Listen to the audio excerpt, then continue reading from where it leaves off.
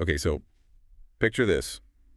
You're all ready for Christmas, Mm. you know, flights booked, presents wrapped, and then bam, you see it on the news, the government might shut down. Yeah, talk about a holiday surprise. Nobody wants that, right? Definitely not the kind of gift you're looking for. Not at all. And it's really happening. We're recording this on December 20th, 2024.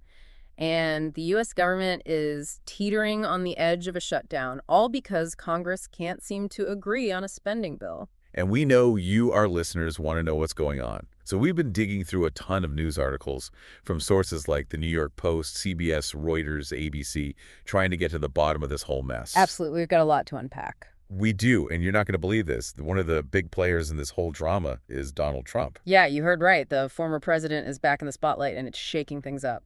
Okay, so before we get into the Trump of it all, can we just back up for a second, explain what a government shutdown even means? Right, because it sounds kind of scary. Yeah, does everything just stop? Well, in a nutshell, the government needs a budget to operate right, and that budget has to be approved by Congress. If they can't agree on a budget, the government runs out of money to do pretty much anything. So no more paying people who work for the government. That's a big part of it. Hundreds of thousands of federal employees could be furloughed, which means they're sent home without pay.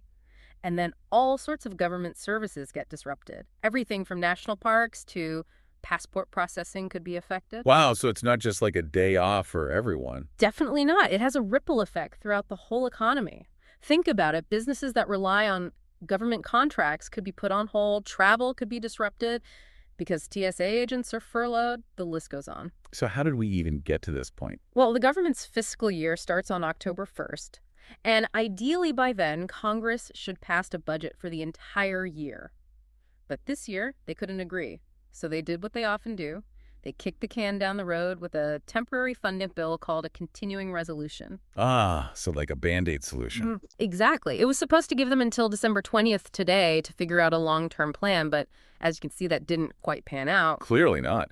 So they were trying to pass this big omnibus bill. What was in that thing anyway, and why did it fail? So this omnibus bill was massive, over 1,500 pages long, and it was basically supposed to fund the government through March 2025.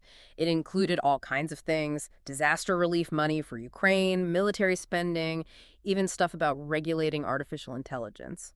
It was a huge mixed bag. It's too complicated. Oh, it was, and that was part of the problem. Yeah. It became a political football with Democrats and Republicans fighting over pretty much everything. Some Republicans didn't like how much money it would spend. Others were unhappy with specific provisions like the aid to Ukraine or the AI regulations. It was just too much for them to agree on. So that's where Trump comes in with his own proposal, right? Yeah. Trying to save the day, or maybe just stir the pot. Maybe a bit of both. His proposal was for a shorter-term funding bill, just 3 months' worth.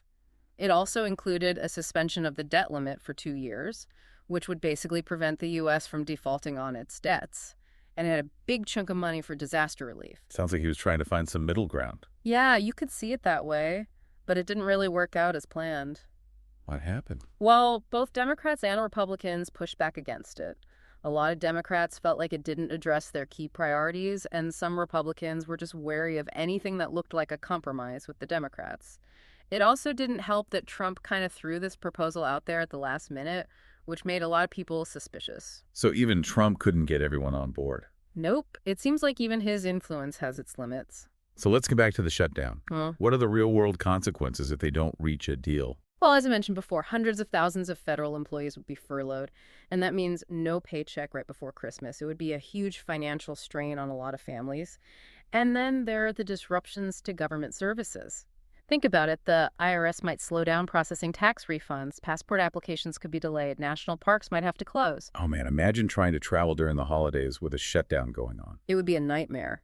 TSA lines would be longer, flights could be delayed or even canceled because of staffing shortages at airports. It would definitely put a damper on holiday travel plans. So what's the latest? Is there any hope that they'll avoid this shutdown? As of right now, it's a nail-biter. They're still negotiating behind closed doors. House Speaker Mike Johnson is saying he's optimistic, but, politicians always say that. There are a few different options on the table. One is a clean continuing resolution, which would just extend funding at current levels for a short period without addressing any of the controversial stuff. Another option is to hold separate votes on some of the key sticking points, like the debt ceiling or aid to Ukraine. So it sounds like they're still trying to find a way out of this mess. They are, but the clock is ticking and the pressure is on. It's really fascinating to watch this whole thing unfold because it shows just how complicated our political system is and how these disagreements in Washington can have a real impact on people's lives. Yeah, it's a good reminder that even if you don't work for the government, what happens in D.C. can affect you. Absolutely. And it makes you wonder what this all means for our democracy. Are these constant government shutdown threats becoming the new normal? Is this just how we're going to govern from now on? It's a question worth thinking about. Definitely something to ponder as we head into the new year and a new election cycle. Maybe this whole situation will make people more engaged in the political process. Who knows? I hope so, because ultimately it's up to all of us to hold our elected officials accountable and make sure they're working in our best interests. Well said. And on that note, we'll leave you with that thought to chew on this holiday season. Maybe bring it up at your family dinner. See what everyone thinks. Just make sure you have a backup topic, just in case things get too heated. Good advice. Happy holidays, everyone. Happy holidays! Today is your lucky day.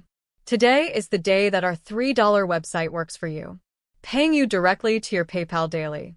Imagine $3 ongoing continuous payments to your PayPal account. Imagine falling asleep and waking up to $300 in your PayPal account. How would this make you feel? How could this help you? What bills could you pay? What kind of fun could you have? What does that retirement look like now? All for a one-time payment of $3. This website is DFY done for you, fully built and completely hosted, and never stops collecting payments for you. You have spent $3 on coffee on a regular, but that coffee won't help you create multiple streams of income. Click the link below.